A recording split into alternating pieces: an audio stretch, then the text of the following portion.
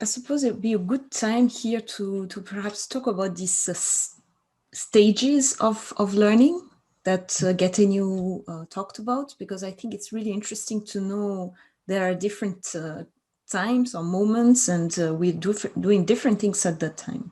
Getting saw the first stage of learning as simply becoming aware that there's something to learn. That's to say, until you become aware that there's something to learn, no learning can happen. So this is just one single awareness. Oh, there's something to learn.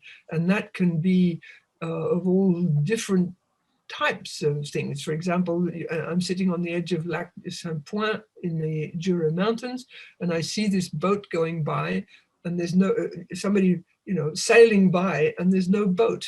And that's the first time I saw a wind sail. Right. And that is an awareness. And, I want to be able to do that. All right. So that is the beginning of my learning experience. The next stage, stage 2, is the stage of experimentation. And what I have to do is hire a wind sail and then try and do it. And the first time I'm at the edge of the water, and the thing that you stand on, I'm about to get onto it, and then I become aware as I do that it moves like this. And so that alerts me to the fact that I'm going to have to place my feet in a very precise way, otherwise I'm going to fall off. And then, I try and get onto the thing, and I fall over. But as I fall off it on the other side, I know that I did the wrong thing, so I'm going to try it again. So that is, I do something, it doesn't work, but I have an awareness about why it didn't work, and then I can try again. And so this is how trial and error works. I try. What people don't say is I have an awareness, and that's the key. And that enables me to change my trial the next time around. And in the early days of computers, you might remember this because you're younger than we are. It was extremely frustrating to work on programs like Word or different things like that, because when you got stuck, there was no way of knowing. There was no feedback of any kind. And so people got absolutely desperate because there was no feedback.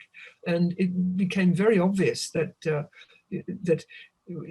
when you're learning something, you absolutely have to have feedback all the time. Otherwise, you can't make progress. And that, in my experience, that's the thing that was really the most difficult for me in trying to learn to use a computer, was that there was never feedback. And now, of course, you go onto the internet and you get your feedback from YouTube.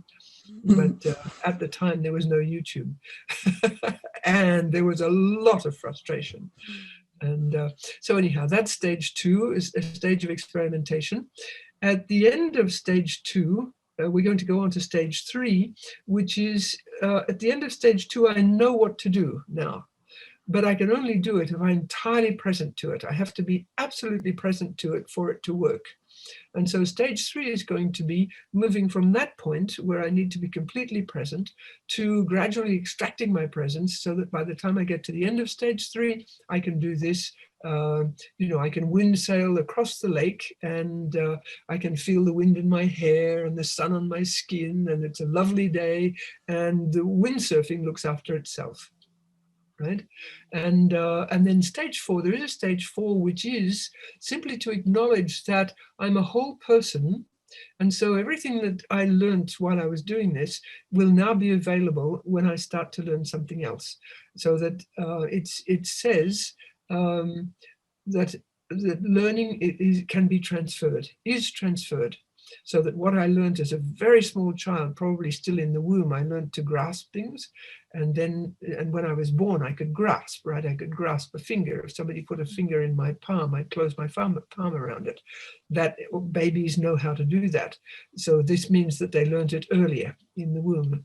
And then you learn to hold things, to hold all sorts of things, to hold knives and, well, not knives, but spoons and forks, and later knives, and then glasses, for example. A young child holds a glass and holds it very, very tightly like that, with both hands. And then little by little, they lose the pressure, and at some point the glass will fall, right? And when the glass falls, the child knows that it has to be a little bit more than that. And so they have to let it fall. They do let it fall once or twice until they get the exact amount of energy that you have to put into your hands, and they learn to do it with one hand, etc., etc. And then in windsurfing, you have to learn to hold the wishbone and do what you have to do. And so if that way of holding becomes relevant to some further learning that I might do at some later stage in my life, it will be there. So learning is transferable, and that's stage 4. And those are the 4 stages of learning. That makes me think sorry, go ahead, Penny. About the fact that sometimes we're trying to standardize learning, right? It's easier to have a one-size-fits-all and be like, all of the learners needs to go through these 4 phases, but some of them are already higher, kind of like further in the process, and they have to go through a lot of like content perhaps in the classroom. So I'm thinking of this right now, like it's really important to be present to the learner and to where they are in their process of learning, rather than trying to have all students have the same experience, because it's never going to happen, right? That's just completely illusory. There's a friend and a colleague of ours called Adrian Underhill, who's a well-known language teacher, who started off teaching classes, and then at a certain stage in his career, he started teaching individual one-to-one classes. And then he went back to teaching in the classroom again. And the big awareness he had as a result was to realize that when you're teaching a class of 20, you're teaching 20 individual lessons simultaneously. You're not teaching a class of 20 at all. And that was a big, clearly he's absolutely right. And it speaks to what you're saying now.